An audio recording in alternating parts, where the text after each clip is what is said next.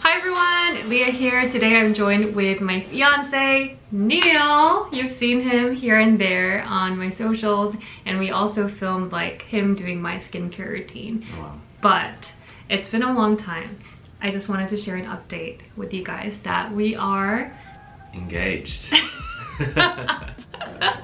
It happened like around a month ago, I think. Yeah. So I just wanted to bring him here and do a relationship Q&A, but also kind of interview him to see what he's been up to leading up to the proposal. But before that, I'm gonna insert our actual proposal video. Stay tuned.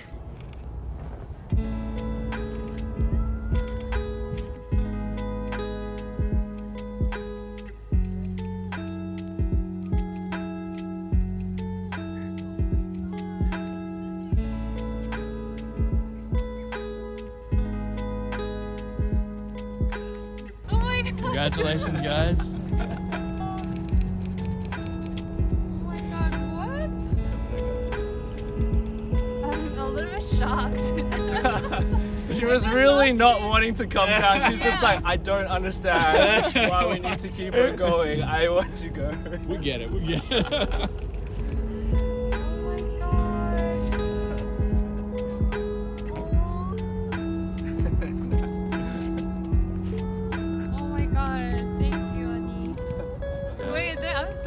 Right now. Can we redo this? Gonna show the ring? Yeah. So beautiful.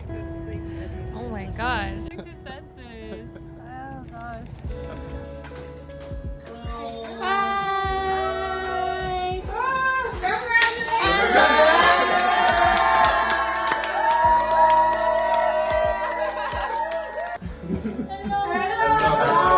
Chloe says congrats for you.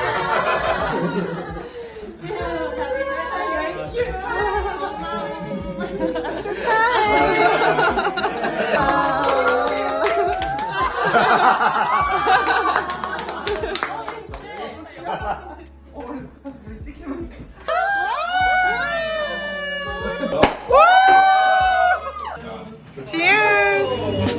Yay! So I just want to ask, how long did you prep for the proposal?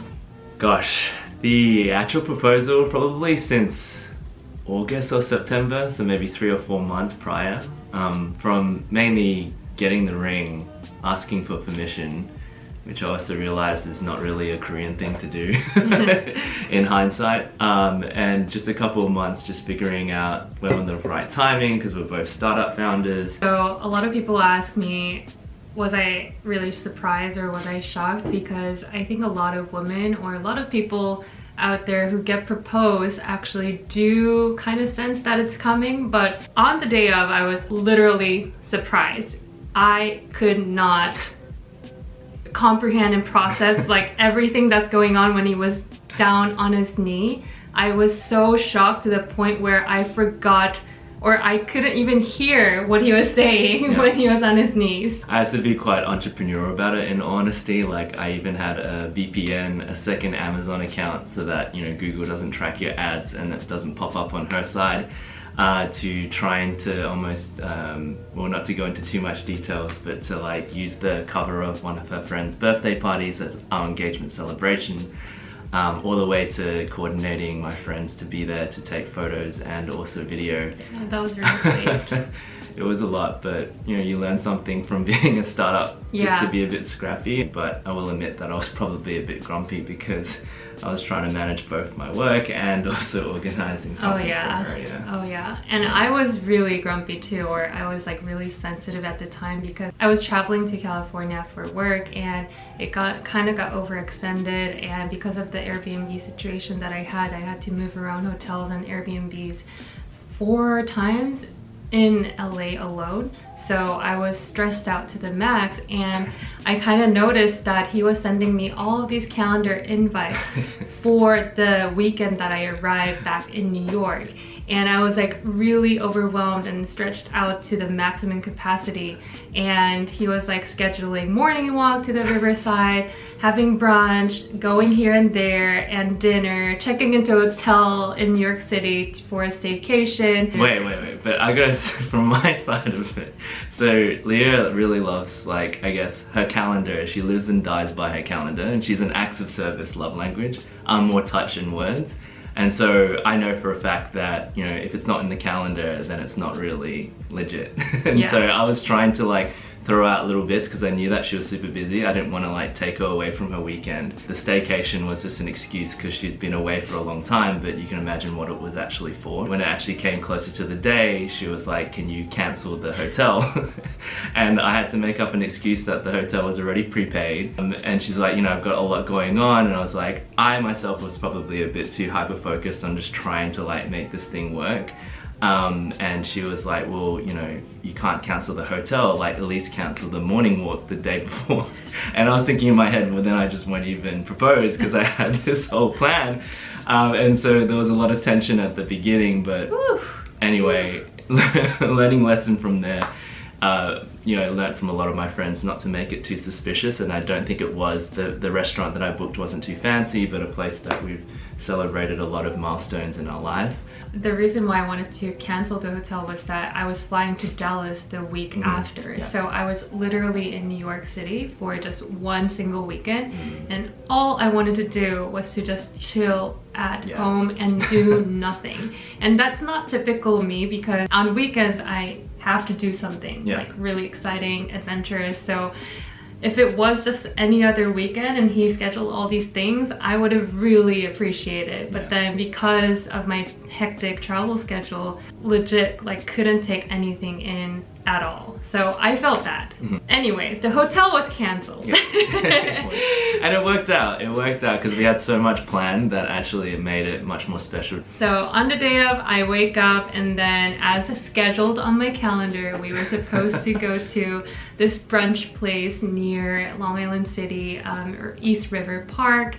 And we had brunch, but we were supposed to go to a birthday party, or which was an undercover for an engagement party. Yeah, so we were there at the park, and then he was trying to drag me all the way up north where he decided, and like his photographer and videographer friend was hiding to take photos for us. I actually had a plan and I knew my friends were waiting. They actually had Facebook Live with my location set so they could see where I physically was, and they were like texting me not to try and text me too much, and I'm trying to convince us to sort of just walk down this waterway. And it was like literally like dragging her feet because she was just like, I don't understand why you're being so difficult, like we gotta go. And I'm like, well, I just wanted to like have a leisurely walk. Can we not have that? It's been so long. And then I told him that I'm not moving any steps. Well, this is further. it. So I finally got her, maybe 2-3 tries. I got her literally 10 meters away because at the spot that we did it, there's this spot that doesn't have a fence, and it's just a really nice view of Manhattan, and that's exactly where my friends were waiting. She literally stopped 10 meters away from that spot and just said, I am not going any further. Like she was in the sunlight area and it was like shade there, and she's like, I'm not going any further. 5-10 seconds later, there's like a Shiba dog running around in the park behind. Yeah. And then she's like, ooh, dog, and starts walking that way. So it wasn't me that convinced her to finally move that direction. My friends were just really kind, and they were really creative. So they actually convinced one of the volunteers to give them one of the neon shirts. And I just saw these two kind of inconspicuous people with neon vests, and they look like volunteers. I was like, gosh, where are they? I was like, I don't understand why she's so more interested in the dog than the view. So I was like, look at the view, like turn around, look at the view. And she's like, no, I want to look at the dog. And I'm like, oh my god. Gosh, I'll just point where I need her to be and just say like, babe, look, like come here, like look. And she's like, what? What am I looking at? And so I literally got her to shuffle up to the exact spot, and then I just had to like turn her around, and then I just went down on her knee. Like I didn't say anything, I just dropped down on her knee and held her hand. That's how it's so And just had this like, that was when the moment happened, when you were just so blank-faced, just staring into my eyes. Basically there was like 5-10 seconds of her just staring at me, and then I said something. I had a little speech prepared, but things about being like a soulmate and just the best friend. She's been a really significant part of my life. I honestly don't think I would have started my business or, you know, gone on this journey. Honestly, I'm just super grateful for her. And if anything, despite the words not really expressing it, it was a really special moment, of which her first response after she basically came to was just like, are you serious? And you know, put the ring on and just embraced her, and it was really special. There wasn't that many people. It was really kind of private. There was just a few people clapping their hands, but it was just a really special moment. After I kind of collected my mind, the first thing that I asked was that, is a sustainable diamond? Yeah, actually she did, and it is. Yeah. So how did you choose this design? Like, I was not involved at all with the ring design, but I love it. Yeah. So, I mean, it's two of our friends, Stephen Lim and Tammy. Stephen from BuzzFeed now has Watcher, a good friend of ours, and I saw him propose and was like, wow, this ring has like a really good background story. So I decided to get her the ring. I want it to be a full surprise, so this is a bit of a risk. I wouldn't recommend it to all people. So the only thing I knew was that she wanted something rose gold and with diamonds around the edge. I was initially going to ask her friends for advice, but actually got advice from Krish, who runs the company for Do More, to not do that, because in fact sometimes the partners know the best about what their partners want. And so I looked at, gosh, there's an email thread of about 40 emails back and forth of different shades, circular to emerald cuts to you name it, and had to just make a decision, and did it all virtually. And the way I tried to figure out her ring size was measuring one of the rings that she had while she was away, and actually having to do even a Zoom call with her dad and her mum through her brother who translated while she was up in the air flying back from Korea. And so I landed on the oval shape because I knew that Leah's a bit more like minimalistic. She's not someone that wears like a lot of flashy jewelry. It's only been in the last couple of years. And I felt like just something that really spoke to what she had, and I know that there's going to be a wedding band later on, so just this delicate oval shape with a thin band meant that a second band would look quite nice to it. And I love it. I love it. It fit. It was tight, but it fitted. Yeah. Aw, thanks, baby. Nice. On to some of the questions. Prior to filming this video, I asked you guys to ask some questions about our relationship or engagement or the proposal itself, so we have quite a bit of questions to go through. Donut asks, first impressions of each other and who made the first move? Growing up in different cities, were there any lifestyle/cultural differences that you had to overcome? Wow, that's a really deep question. Well, let's start with the first impression of the first move. First impressions is, first of all, Leah and I have been friends since 2013-14, which might surprise people. When we started dating, I think it was at 2017, yeah. So back then, honestly, we were just friends. But very, very first impressions, I will admit, we came to Korea with a bunch of Australian mates, and it was a friend of a friend took us around. And the first time I saw her, you know, obviously she's really pretty. She has such a great demeanor behind her that, you know, I immediately maybe showed some signs. And I know when at that first interaction, she like left, and then I was single at the time, she was dating, and my friend was like, Neil, she's taken, like even without me asking something, okay, cool, I'll just take a step back. So we were just friends for a long time, and she came and visited Sydney a couple times when she was single, and then I was dating. So, you know, we were friends for a long time. And then what was the first move? Yeah, okay, so gosh, well, basically, when I was finishing grad school in the UK and she went full-time on YouTube, that's where we really related a lot more.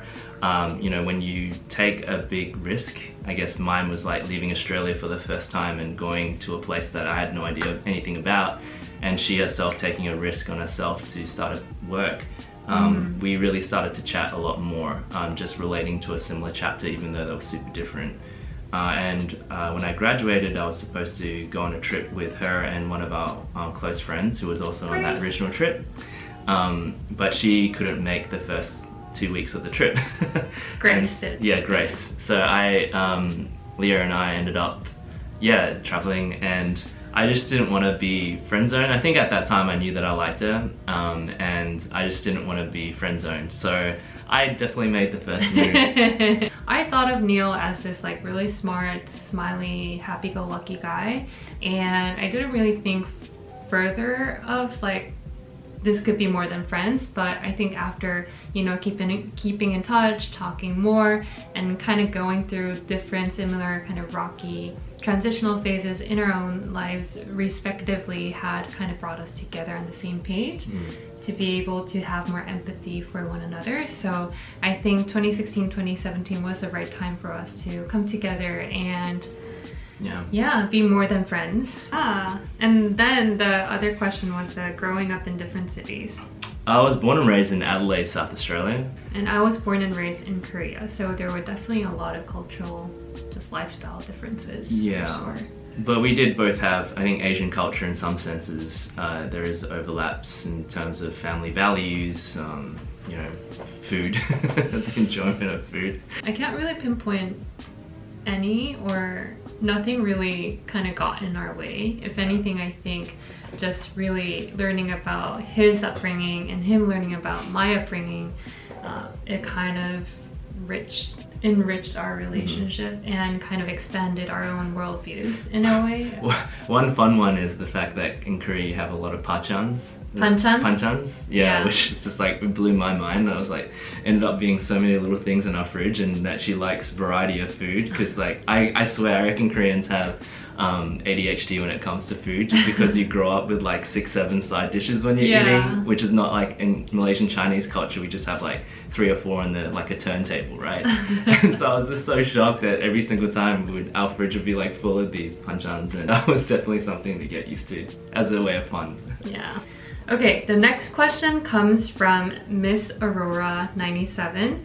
What is the unforgettable hardships that you and Neil faced together in your relationship?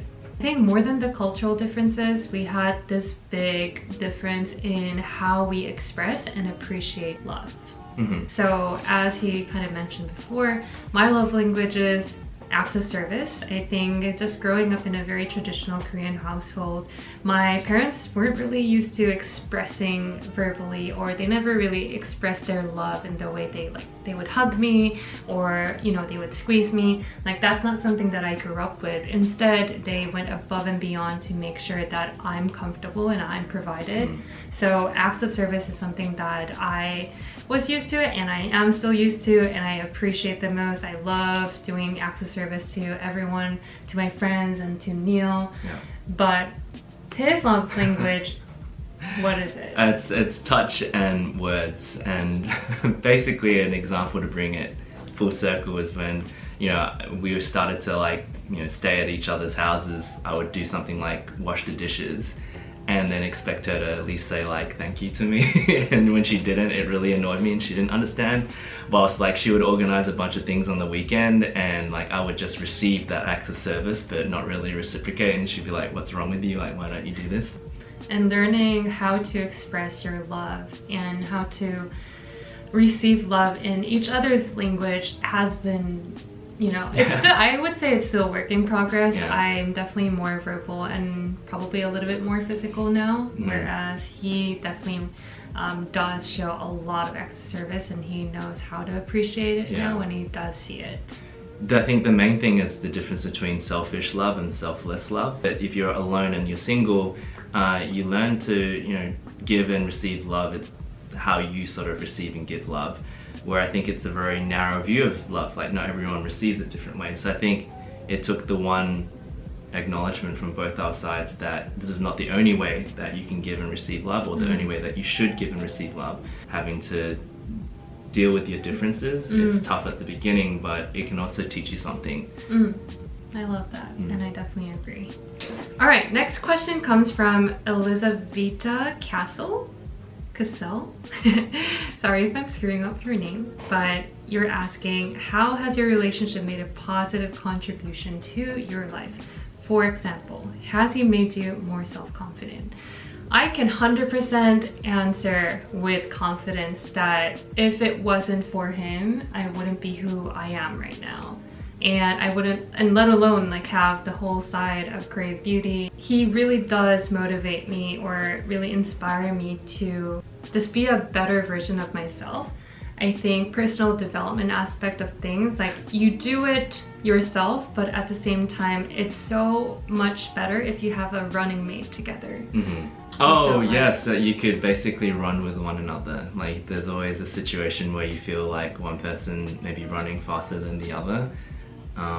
But just it felt like, you know, we both were kind of running together, trying to be ambitious and finding purpose and drive in our lives, which was just extra special. It's not a perfect formula, right? Because you get a lot of differences, and nor do you need to have both people running, but for us, we were both runners, and I think that was quite unique. Yeah, I think in my past relationships, I can definitely say that I was like always a more ambitious and driven person. The relationship that we have currently is like we're constantly running together towards a bigger goal, you mean, for the greater good, and not that like in a relationship you need to be always ambitious or driven, but I think pacing it together is really important. Yeah. Or the difference as myself, actually, in fact, as a partner to her, I think, you know, Leah's doing fantastically well, and if anything, I'm like feel like I'm trying to catch up sometimes, even though she doesn't feel that way. But you know, for me, it didn't matter how much, like, you know, how successful she was. You know, there's this traditional issue with dynamic with partners where one partner might feel jealous or uncomfortable or less confident because their partner is much more successful. For me, it was not at all that case. In fact, I was super proud of her. If anything, it kind of was the fuel to my own ambitions to want to do more. Fong Pham, how do you know when it's the right time or if you're ready for marriage? I would say, first of all, I've never really been a marriage person. As in, I've always known more about what I want to do in my career than I've known about marriage. So I just wanted to lay that as a caveat. And even leading up a year or two ago, if you asked me, I don't think I would have said definitively, yes, I'm like dying for marriage. It's just the way that I'm wired, and if anything, at the earlier stages, we were both on the same page about that, which was quite a unique situation where I mentioned it very early on that I wasn't sure about marriage, and she herself was also not really sure when she wanted to get married. I can't really say like when is the right time to get married, to be honest. Like I don't really have a concrete answer to that, but I guess with me and Neil, it just, everything felt so natural in a way that we knew that we have been dating for about 4.5 years now, and we know for a fact that we want to spend our life together. I can't really imagine myself with another person doing this entire journey with and running with. But yeah, I think it was just a natural next step for us to kind of level up the relationship. Yeah, it just felt supernatural and not rushed, and that was the key, because when you feel rushed about it, it can always lead to something. So. Absolutely. All right, so Angela Cordes asks, what are the things, habits, etc. that you least like about your partner and yet you've come to accept over the course of your relationship? Like, that's like one of the most liked comments. So people like the tension, eh? Let me tell you. I can't really think of anything that I dislike. If anything, I know that I'm the one who can be a little bit more selfish or can be in my own world. I guess I think I can also be a bit stubborn, so maybe there's a bit of a clash there. Leah really loves to just have a plan. And she's very quick at doing things, so if you're not sort of catching up, your weekend will be planned without you, but she appreciates me co-planning. But just a classic example of the engagement, I just didn't realize how hard it was going to be to tell her what I wanted, and for her not to want to follow was just a bit of a shock to me, if anything. Reconsider. Yeah, it's like reconsidering right at this point. That was just one trait that I'm trying to sort of work together with her on, is just not feeling that guilt or that desire to also need to run when your body also just needs restoration, because she's always almost seeking discomfort when I'm like sometimes just seeking comfort. But it's all the stages of life. Yeah.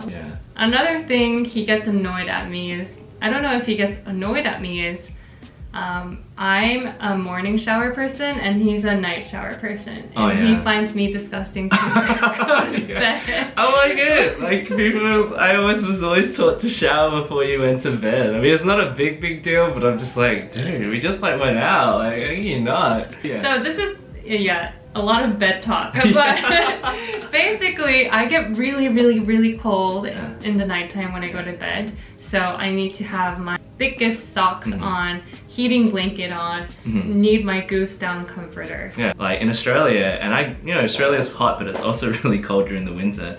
My mom's relatively frugal, just an Asian mom, and she never really switched on the heater at all, ever. So we always lived in a super cold house, and I guess learned how to adapt to that. So even in the winter time, I actually need to stay cool in order to sort of sleep well. Yeah, and then he's turning on the cooling pad when it's like -1 degree out there. Yeah, but I think that's about it for our Q&A. I know you had a lot more interesting questions that will probably take hours and hours to go through, but I think this was a really good start to reintroduce Neil to you guys as now my fiance. Yeah. And definitely check him out if you're into climate change, sustainability. into it, yeah. Yeah, if you're into it, if you want to read more about it. Yeah. He's definitely someone who constantly keeps me grounded, and he's the one like fighting all the world problems, whereas I feel like I'm always dealing with, solving first world problems. Yeah, anything that you want to end the video with? Yeah, it's just nice to be a bit more public about this type of thing. I don't know, personally, because even for me as a partner to someone, it took me a long time to sort of learn how to just project when it came to relationships. It can be easier just to have things at the dating phase. For me, this feels much more grown up. Grown up, we are adulting. Exactly. Anyways, thank you guys so much for watching, and I'll talk to you guys later. Bye.